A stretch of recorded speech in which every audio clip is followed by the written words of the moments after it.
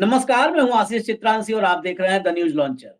Mid day मुद्दा with Ashok Wankhede. और राहुल गांधी ने अब आर पार की लड़ाई का निर्णय ले लिया है, कदम आगे बढ़ा दिया है। अब कहीं से भी पीछे वापसी का रास्ता बंद कर दिया है, खुद ही बंद कर दिया कि अब वापस आने की गुंजाइश ही न रहे कहीं से भी। या तो जीत कर आएंगे, नहीं तो मिट कर आएंगे। उस रास्ते पर चल पड़े हैं। कल अडानी के प्रोजेक्ट में जाकर के खड़े हो गए, अडानी के प्रोजेक्ट में जाके खड़े हो गए और आज मोदी के घर में घुसे। मोदी का घर, मोदी का गढ़, गुजरात। मोदी के घर या गढ़ जो भी आप कहें, राहुल की एंट्री होते ही दिल्ली में ऐसी खलबली मची। प्रधानमंत्री नरेंद्र मोदी, जो अभी 3 दिन गुजरात में, कुछ वक्त तो गुजारो गुजरात में, 3 दिन गुजरात गुजार के आए थे। टाइगर सेल से लेकर के और सौराष्ट्र के हिस्से तक सब घूम के आए। एक ही दिन दिल्ली में आराम किए थे, एक दिन।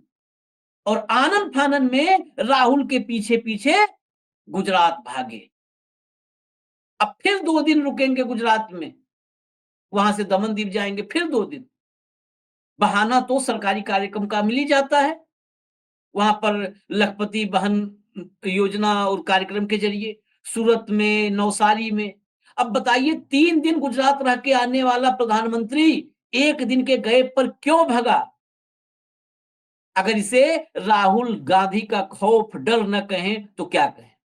दरअसल इस बार राहुल का जो एग्रेशन है और गुजरात को लेकर के, उसमें कई ऐतिहासिक तथ्य छिपे हुए हैं। मैं उन तथ्यों पर आपका ध्यान लाऊंगा, तथ्य बताऊंगा, आप क्रॉस चेक करिएगा। लेकिन पहले भाव को चर्चा में जोड़ लीजिए। कंट्रोल। स्वागत है भाव आपका। 64 साल बाद 1961 था, सन 1961, जब आखिरी कांग्रेस का अधिवेशन, महाधिवेशन गुजरात में हुआ था, भावनगर में। भावनगर के अधिवेशन के बाद पहली बार 2025, सोचिए 1961, 2025, 64 साल बाद गुजरात में कांग्रेस का महाधिवेशन होने जा रहा है, राष्ट्रीय अधिवेशन होने जा रहा है। इसमें 3,000 कार्यकर्ता इकट्ठा होंगे। देश भर से 3,000 नेता कार्यकर्ता सब आएंगे। ये कांग्रेस का सबसे बड़ा मेला है, सबसे बड़ा कुंभ है। और 2025 में कांग्रेस का सबसे बड़ा कार्यक्रम भी है, सबसे बड़ा कार्यक्रम। इस कार्यक्रम को एक तरफ रखिए, दूसरी तरफ राहुल गांधी के कार्यक्रम को मैं जरा बताऊंगा, इसलिए क्योंकि ये कार्यक्रम जब इसके आईने में विश्लेषण होगा तो ही कंक्रीट चीजें सामने आएंगी। 7 और 8 तारीख, 2 दिन के लिए राहुल गुजरात में। आप लगातार राहुल के पुराने कार्यक्रम देखे हैं भाऊ, इस कार्यक्रम को देखिए, प्रोग्राम देखिए। 7 तारीख को 11 बजे से 1 बजे तक राजनीतिक मामलों की समिति के साथ बैठक। 11 बजे से 1 बजे तक 2 घंटे राजनीतिक मामलों की समिति के साथ बैठक। 2 बजे से 3 बजे तक जिलाध्यक्षों के साथ बैठक। 3 बजे से 5 बजे तक ब्लॉक अध्यक्षों के साथ। यानी ओवरलैपिंग नहीं है कि एक ही जिलाध्यक्ष ब्लॉक अध्यक्ष बैठे हैं, ब्लॉक अध्यक्ष जिलाध्यक्ष के सामने बोल नहीं पा रहा है, जिलाध्यक्ष टॉप लीडर्स के साथ बैठा है, जिलाध्यक्ष अपनी बात नहीं रख पा रहा है, सच्चाई। सबको अलग अलग रखा है मीटिंग, 2-2 घंटा। जिलाध्यक्ष के साथ अलग बैठेंगे, ब्लॉक अध्यक्ष के साथ अलग बैठेंगे, राजनीतिक मामलों की समिति की चर्चा बैठक अलग करेंगे। फिर 8 तारीख को 10:30 से 12:30 बजे तक पार्टी के नेताओं के साथ, जो है उन नेताओं के साथ बैठक करेंगे जो स्थानीय निकाय के चुनाव में लगे हैं, जो स्थानीय निकाय के चुनाव के कार्यकर्ता हैं, जो पूर्व उम्मीदवार हैं, इनके साथ अलग बैठक करेंगे। अब सोचिए, पूर्व उम्मीदवारों के साथ अलग बैठक, निकाय कार्यकर्ताओं के साथ अलग बैठक, ब्लॉक अध्यक्षों के साथ अलग बैठक, जिला अध्यक्षों के साथ अलग बैठक, राजनीतिक मामलों की समिति के साथ अलग बैठक। 9 घंटे, 5 मीटिंग, सारी मीटिंग अलग, कि जहां पर सब समानांतर, एक समानांतर लोग हों जो अपनी पीड़ा दुख दर्द बता पाए। क्या यही प्रोग्राम नरेंद्र मोदी को गुजरात भागने के लिए, कि भागे पीछे पीछे चलो गुजरात? जब एक साथ होंगे तो मीडिया कवरेज वैसे भी राहुल को कम मिलती है, तो फिर मोदी मोदी मोदी मोदी दिन रात फिर यहाँ पे ड्यूटी पर लगा दिया जाएगा एंकरों को, दिन रात मोदी मोदी करो। और राहुल के पूरे कार्यक्रम को कहीं होता है कि उसको कोई हाईलाइट ना होने पाए, दूसरे राज्यों में ना फर्क पड़े। अगर पड़े भी तो गुजरात में ही सीमित रह जाए फ़र्क। इसलिए भागे हैं क्या? देखिए आशीष जी, गुजरात और राहुल गांधी एक अलग समीकरण है। हुँ, जो अनस्टॉपेबल नरेंद्र मोदी थे गुजरात में, हुँ, और 35 साल से गुजरात में एक बीजेपी की सत्ता है। हुँ, उन्हें सत्ता विरासत में मिली थी और लगातार उन्होंने बनाए रखी। हुँ, पहली बार उनको झटका लगा जब वो 3 आंकड़ा नहीं पार कर पाए और 99 पे बीजेपी रुक गई। हुँ, बीजेपी सत्ता में तो ज़रूर आई, हुँ, लेकिन कांग्रेस के 72 बीजेपी के लिए टेंशन बना। हुँ, वो इसलिए हुआ था कि राहुल गांधी, हुँ, अशोक गहलोत ये सब मिलके कैंप करके बैठे थे हुँ, और गुजरात से अहमद भाई को बाहर कर दिया था।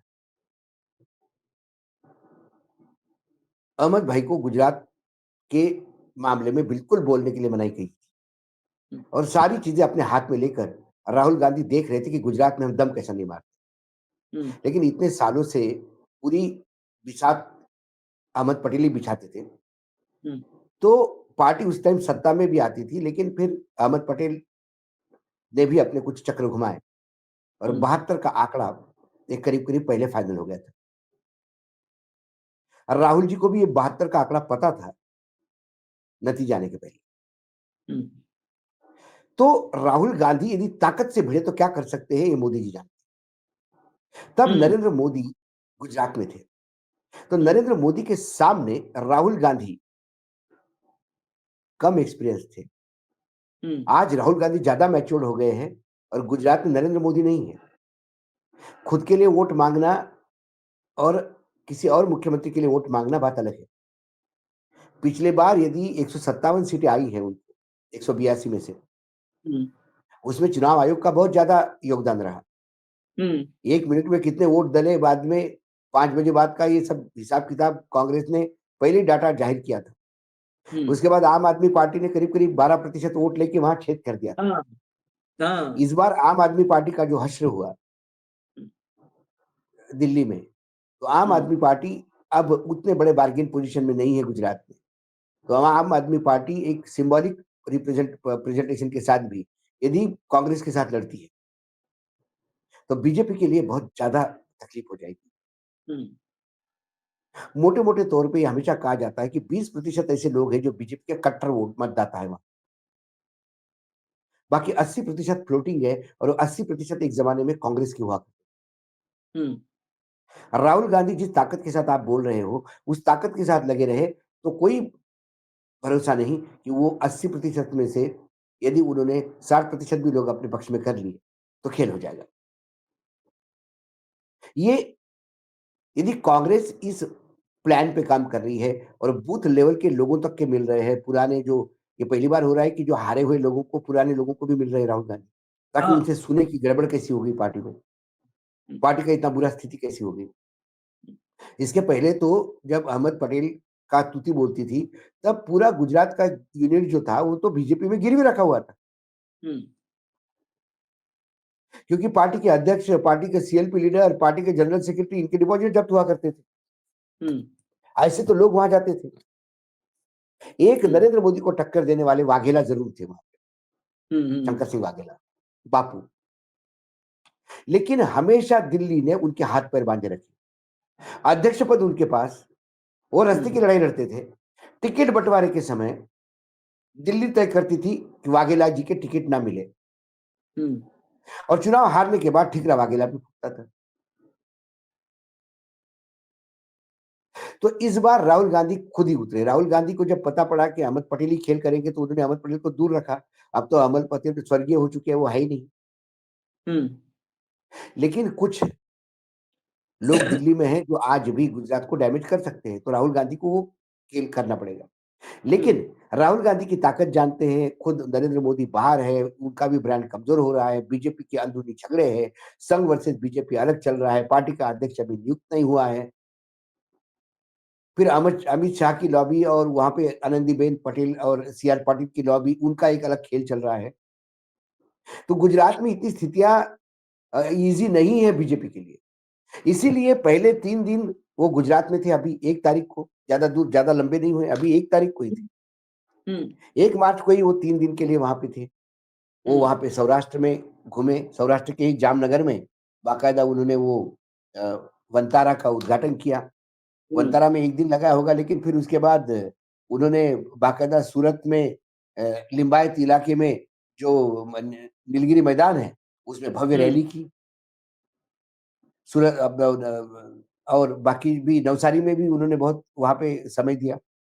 हुँ, मतलब नवसारी तो अब जाएँगे, तो उस टाइम पे हुँ, उन्होंने काम किया। लेकिन अब जो है अ, जो बाकी बचा हुआ ये जो 7 और 8 को जा रहे हैं, ये सिर्फ़ हुँ, राहुल गांधी को काउंटर करने के हाँ, लिए। एक होता है आप ये देखिए गोदी मीडिया अब 7 और 8 तारीख को वो सारी हुँ, रिपोर्ट दिखाएँगे जो मोदी जी की होगी, हुँ, हुँ, हुँ, कि मोदी जी सूरत गए, मोदी जी नवसारी गए, मोदी जी ने ये किया, मोदी जी ने उन महिलाओं से बात की, मोदी जी ने उसको देख के हँसा, मोदी जी को देख के लोगों ने जय-जयकार किया, किसी को मोदी हुँ, जी के चरण छुए, मोदी जी ने किसी के चरण छुए, मोदी जी गुजराती में बोले, मोदी जी ने बोला कि आपका बेटा हूँ। हुँ, मोदी जी ने ये कपड़े पहने थे, मोदी जी ने सौराष्ट्र का ये खाना खाया। उन्होंने कहा कि ये खाना हुँ, मैं बहुत पहले से खाता हूँ, सौराष्ट्र से मेरी पुरानी कैसे ये हैं। ऐसे कई चीज़ें अब पूरा टाइम चलता रहेगा और राहुल गांधी गायब रहेंगे हुँ, और मिलेगा तो भी मिनिमम कवरेज मिलेगा। और यदि राहुल गांधी अकेले गुजरात में होते, तो हो सकता था कि राहुल गांधी का गुजरात का शेयर बढ़े। हुँ, तो होता क्या है मीडिया द्वारा परसेप्शन बनाने का प्रयास। हुँ, दूसरी बात वो भी जानते हैं कि गुजरात में बीजेपी बहुत टुकड़ों में बटी हुई है। हुँ, गुजरात की सरकार पीएमओ से चलती है। मुख्यमंत्री वहाँ रबर स्टैंप है और कांग्रेस यदि इतने बूथ लेवल पे और देखिए कांग्रेस का हमेशा क्या रहा है, आप थोड़ा कांग्रेस का पीछे मुड़ के देखिए। जिस राज्य में उनकी सरकार होती है, वहाँ एआईसीसी का अधिवेशन लेते हैं, हुँ, हुँ, ताकि वो ग्रैंड लेवल पे करो तो सारे आयोजन के खर्चे सरकार में जो लोग हैं हाँ, वही निभाते हैं। हुँ, बहुत कम जगह ऐसी होती है कि कुछ अपोजिशन का राज्य सरकार होते हुए वहाँ कांग्रेस अधिवेशन लेती है। ये कांग्रेस बिहार में भी अधिवेशन ले सकती थी। लोग कहेंगे भई चुनावी राजनीति की बात कर रहे हो, वो तो हुँ, 27 में चुनाव है। हुँ, अभी तो 25 में चुनाव तो यहाँ है, हुँ, कहाँ पे? बिहार तुम्हारे बिहार में है, तो हुँ, पटना में लेते। लेकिन उनको पता है बिहार में वो सेकंड लीड पे है, फर्स्ट लीड हाँ, पे आरजेडी। हुँ, 2027 में चुनाव तो उत्तर प्रदेश में भी है। हुँ, उन्हें ये भी पता है उत्तर प्रदेश में भी वो सेकंड लीड में है, हुँ, फर्स्ट लीड में वहाँ समाजवादी पार्टी, हुँ, लेकिन गुजरात में वो फर्स्ट लीड पे है। अपना आमने-सामने की टक्कर है। इसलिए 2027 के चुनाव को देखते हुए आज एआईसीसी का सेशन वहाँ तकलीफें आएगी, उनको परमिशन नहीं मिलेगी, ये ग्राउंड पहले बुक है, वो ग्राउंड पहले बुक है, इस ग्राउंड पे ये होना है, उस ग्राउंड पे ये होना है। अरे उत्तराखंड में सिर्फ जवाहरलाल नेहरू की किताबें लाइब्रेरी वो पुस्तक मेले में रखने की बात आ गई तो मैदान नहीं दिया। हुँ, मेले नहीं हो यहाँ पाए तो पुस्तक में। यहाँ मेला नहीं हो पाया। यहाँ तो हुँ, पंडित जवाहरलाल नेहरू का परपोता बैठा हुआ है, हुँ, खुद ही। तो इनको भी तकलीफ होगी, होटल इतने मिलेंगे, बुक होंगे कई जगह, रिस्ट्रिक्शंस होंगे, ईडी इनकम टैक्स देखेगी क्या खिलाया, क्या नहीं खिलाया, खर्चा किसने दिया, पेमेंट किसने किया। इनको हुँ, मदद करने वालों को ईडी और इनकम टैक्स की नोटिस मिल जाएगी। कैटरर परेशान हो जाएँगे कि ये काम लिया, टेंट वाले ने काम लिया तो पता पड़ा कि उधर ही इनकम टैक्स पहुँच गई। ये हैरेसमेंट के पूरे काम करेंगे। लेकिन ये सारी चीज़ें हम और आप समझ रहे हैं, कांग्रेस नहीं समझ रही ऐसी बात नहीं। लेकिन इसके बावजूद यदि अहमदाबाद में अधिवेशन लेना है, तो ये आर-पार की लड़ाई के मूड में है। हाँ, हुँ, नई जगह मिली तो जिस जगह में ओपन में नई टेंट मिला तो वहाँ धूप में खड़े होके बात होगी। नई खाना मिला तो सैंडविच खा के बात होगी। पानी की बॉटल और चनों के साथ काम करेंगे, लेकिन डरेंगे नहीं। मैं एक ये जो एक और घुस के राजनीति हो रही ना, कल धारावी में घुस के अडानी को ललकारा। हाँ, वो बहुत आज बड़ा गुजरात में घुस के हुँ, बीजेपी के बीजेपी में क्या है? नरेंद्र मोदी और अमित शाह ही तो है अभी हुँ, और बीजेपी में कौन है? हुँ, गुजरात में घुस के ललकारा है। हुँ, और ये जो बार-बार हमें कहते हैं कि 10 राज्य ऐसे हैं जहां बीजेपी और कांग्रेस आमने-सामने है। यही मैं सवाल करने कांग्रेस वाला था। को यही सवाल था भाऊ, क्योंकि जो आपने कहा बेसिकली बिहार, मतलब शब्द हो सकता है कांग्रेस के लोगों को ना अच्छा लगे, लेकिन बिहार, उत्तर प्रदेश जैसे राज्यों में कांग्रेस स्टेपनी है। और आज भी अगर मोदी की सरकार तीसरी बार बनी तो उसमें कांग्रेस का एक बड़ा फेल्योर ये रहा कि गुजरात, मध्य प्रदेश, राजस्थान तो पार्सियली कर 10 भी लिया किसी 10 के भरोसे नहीं, पे। नहीं, नहीं, नहीं। राजस्थान, मैं फिर बोल रहा हूँ, राजस्थान यदि कांग्रेस की अपनी जीत होती तो अशोक गहलोत अपने बेटे को जितवा लाते। हाँ, वही कह रहा हूँ कि किसी के भरोसे हो तो हम वो कह रहे हैं किसी के भरोसे। तो जहां-जहां 1 टू 1 थे, वहां सब पीट के चले आए। अगर कांग्रेस भाजपा से जहां सीधी लड़ाई है, उन राज्यों में कामयाबी हासिल करे, तो फिर नरेंद्र मोदी की सत्ता, ये 150 सीट पहुंचना भारी पड़ जाएगा। इसी बात अरे पर आप वही चर्चा किए, वही मैं समझना वही है। कर रहा था। मैं वही कह रहा हूँ कि कांग्रेस के पास 100 सीटें हैं। हाँ, 99 कांग्रेस ने जीती। एक सीट जो उनकी इंडिपेंडेंट सांगली वाली थी, वो कांग्रेस हुँ, का ही कार्यकर्ता था, इंडिपेंडेंट लड़ा, वो वापस आ गया। 100 हुँ, सीटें हो गई। 100 सीटों में आशीष जी 28 सीटें ऐसी हैं जो हुँ, कांग्रेस की अपनी है। मैं कांग्रेस की अपनी सीटें किसको बोल रहा हूँ? जहाँ कांग्रेस और भाजपा आमने-सामने, है ना? हुँ, आप ले लीजिए कर्नाटक, आप लिख लिख लीजिए तेलंगाना, नहीं आप लीजिए कर्नाटक, कर्नाटक के बाद हुँ, आप लीजिए छत्तीसगढ़, मध्य प्रदेश, राजस्थान, हरियाणा, हिमाचल, उत्तराखंड, आसाम, गुजरात,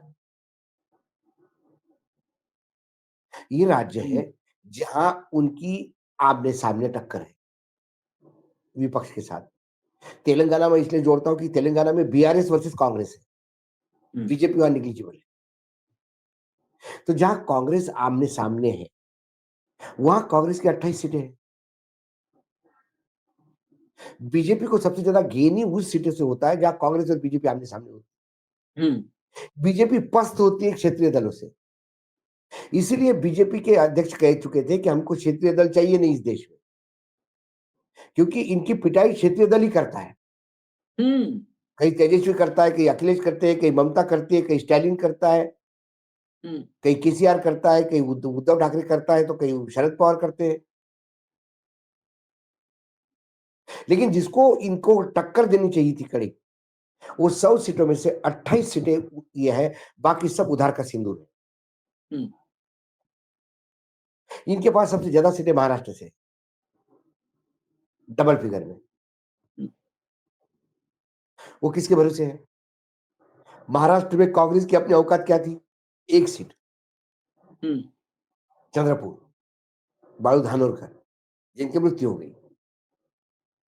उसके बाद और इनके पास यदि सीटें डबल डबल फिगर एक में और आई। जोड़ लीजिए, एक और जोड़ लीजिए जो निर्दलीय जीत के आ गया। मान लीजिए 2 कर लीजिए। नहीं, नहीं, नहीं, अभी वो निर्दलीय तो सांगली, तो उनके पास सांगली, पहले सांगली लड़ी कांग्रेस तो क्यों हारी? हुँ, हुँ, जब शिवसेना, कांग्रेस और एनसीपी साथ लड़े, हुँ, तो कांग्रेस ने डबल फिगर क्रॉस किया हुँ, और महाराष्ट्र में बीजेपी सिंगल डिजिट पे आई। हुँ, यूपी में बीजेपी को ठोका अखिलेश ने। ममता ने बंगाल में हुंकार नहीं भरने दी।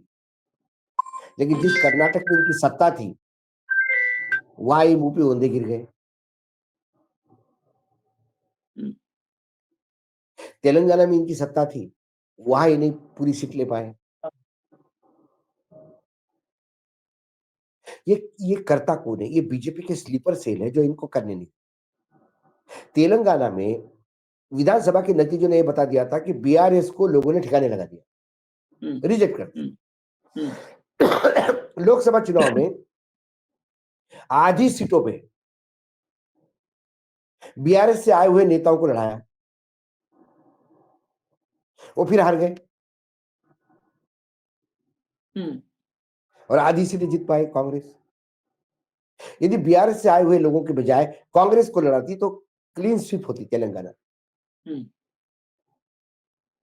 लेकिन वहां मानिकराव ठाकरे थे इंचार्ज, जो विधानसभा की जीत हासिल करने में उनका बड़ा रोल रहा। हुँ, सीडब्ल्यूसी ने बाकायदा डेस्क बजा के उनका स्वागत किया। हुँ, लेकिन लोकसभा के पहले उनको भगा दिया गया वहां से, हुँ, क्योंकि बीजेपी की स्लीपर सेल को लगा कि पूरी की पूरी सीटें लेके जाएगा 8 की 8। हुँ, तो बराबर खेल हुआ। कांग्रेस ने बढ़िया प्लेसमेंट, बीजेपी ने बढ़िया प्लेसमेंट किया और वो आधी सीटें लेके आई।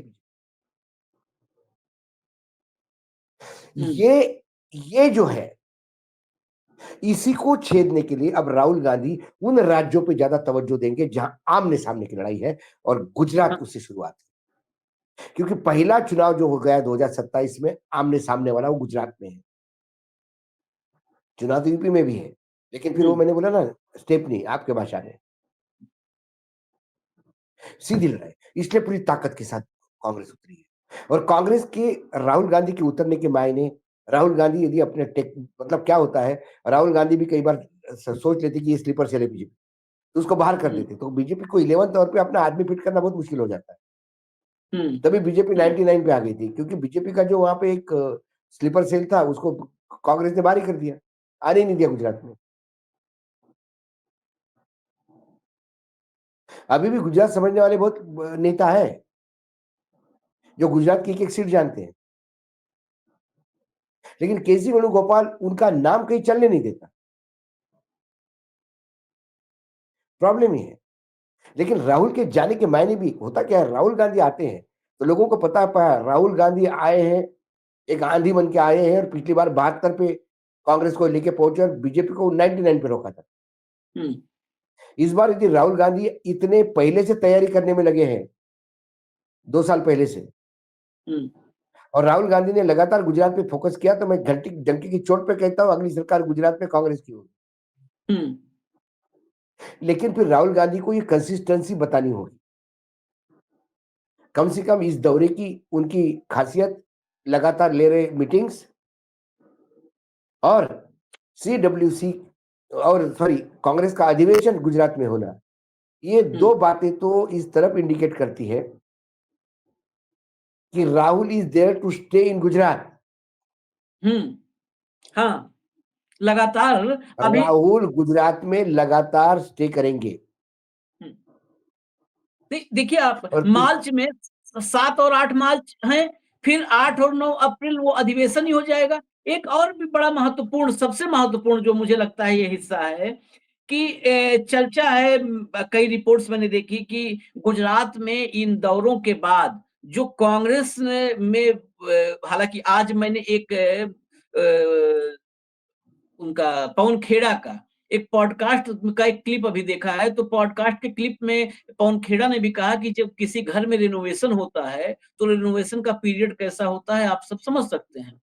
इसका मतलब अगर पवन खेड़ा ने एक्सेप्ट किया है, दैट मीन्स जो हम लोग बहुत दिन से कह रहे हैं, अब तक कांग्रेस ने ऑफिशियली नहीं कहा था कहीं भी ना, ये तो हम आप कह रहे थे कि कांग्रेस में रिनोवेशन का दौर शुरू हो चुका है, सर्जरी शुरू हो चुकी है, ऑपरेशन शुरू हो चुका है।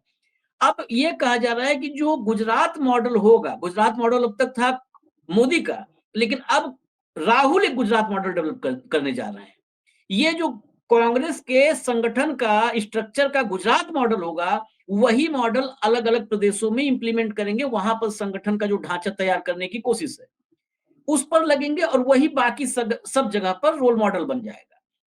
वहीं पर बड़ी चुनौती है, जो नाम आपने लिया वेणुगोपाल जैसे लोगों का, बहुत सारे कार्यकर्ता हम लोगों को, तो आपके पास तो बहुत सारे कॉन्टेक्ट्स होते हैं, 2-4 हमारे पास आते हैं कि सब परेशान है, त्राहिमाम कर रहे हैं। यहाँ पर जो जो मतलब अपना एक सिस्टम तय किया है, प्रक्रिया जो बनाई है, जिसको हमने शुरू में कहा कि ब्लॉक अध्यक्ष, जिला अध्यक्ष, कार्यकर्ता, पूर्व प्रत्याशी, इनके साथ मीटिंग में फीडबैक देंगे, क्योंकि इनको इनके ऊपर वाला इनके साथ बैठा नहीं है कि उससे डरना है कि नहीं राहुल के जाने के बाद हिसाब किताब होगा। वहां पे ये अपनी बात रखेंगे। अब आखिरी सवाल यही समझ आता है मुझे, मेरे ज़हन में, कि जो फीडबैक है वो फीडबैक तो बड़ा क्लियर कट होगा। राहुल गांधी उस फीडबैक पर क्लियर कट वो आते हैं कि नहीं आते हैं। अगर वो क्लियर कट आ गए और जो संगठन का भी एक गुजरात मॉडल बना दिया, मैं तो फिर अभी कह रहा कांग्रेस हूँ, जो लोग मीटिंग में जा रहे हैं उनसे मेरी बात हुई। हुँ, मैं लगातार कल से लोगों से टच में हूँ गुजरात से, हुँ, और मेरा व्हाट्सएप गुजरात के लोगों के मैसेज से भरे हुए हुँ, 99% लोगों का ये कहना है, राहुल गांधी ऐसे ही गुजरात आते रहे, हुँ, कोई मेहनत करने की जरूरत नहीं, गुजरात की जनता आपके पीछे। हुँ, बस चुनाव के टाइम पे जो खेल होते हैं वो खेल करने वाले वेणुगोपाल को आप बाहर भेज हम्म।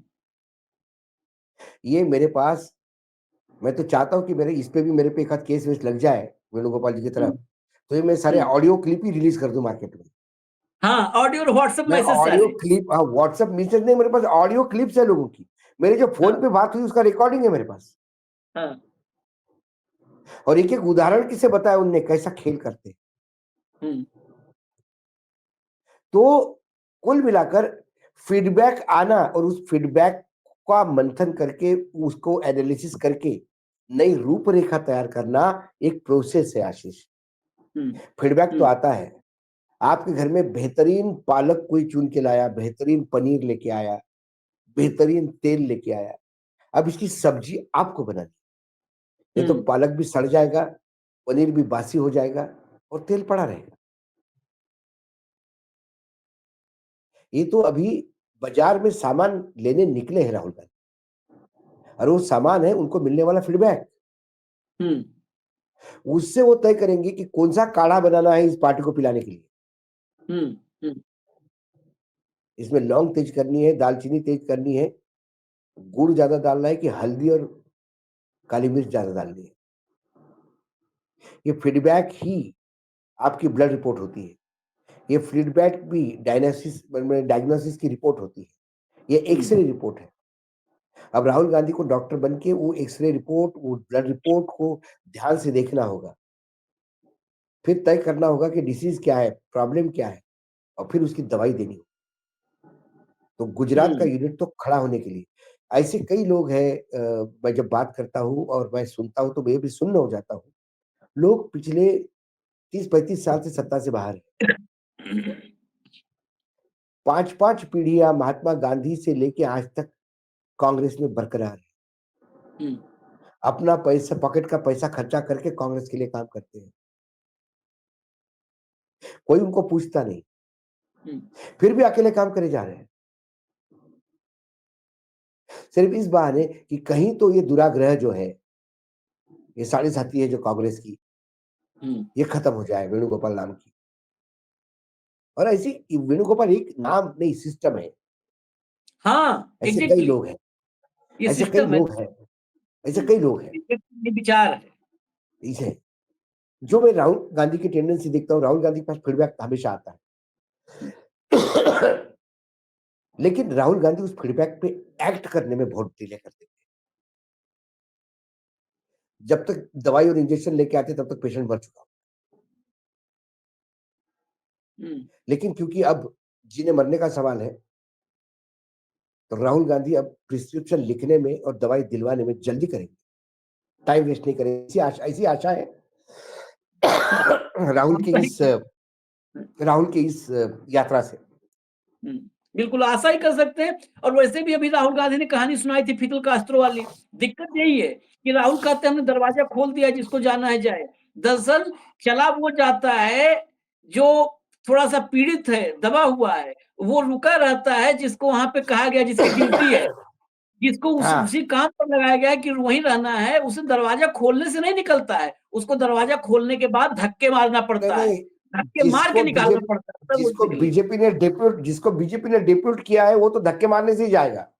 वही कर रहे हैं। वो कैसे जाएगा? जो वो डिप्यूटेशन पे है, उसको उसी का हम्म, पैसा मिल रहा है, तो क्यों जाएगा, कैसे जाएगा? दरवाजा खोलने से नहीं जाएगा, उसे धक्का मार के निकालना पड़ेगा तब वो जाएगा। खैर, देखते हैं नीचे से ऊपर तक इस बार फीडबैक लेने गए हैं। बड़ा ये ताबड़तोड़ दौरा है, क्योंकि इस दौरे में सब मीटिंग पर मीटिंग, मीटिंग पर मीटिंग लगी हुई है, नीचे से ऊपर तक।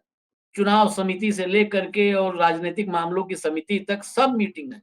इन मीटिंगों का नतीजा क्या निकलता है? मोदी जी हालांकि बैलेंस करने के लिए, डैमेज कंट्रोल के लिए सूरत और नौसारी के दौरे पर हैं, वहां पे लखपति बहनों के साथ कार्यक्रम में रहेंगे, यही आपको दिखाया जाएगा। खैर, एक बात ध्यान रखिएगा, चुनाव सिर्फ मीडिया के नैरेटिव से और हो हल्ला से, एंकरों से नहीं जीता जाता। नहीं तो फिर चुनाव में काडर और कार्यकर्ता खत्म करके लोग एंकर ही ज्वाइन करवाने लगते हैं।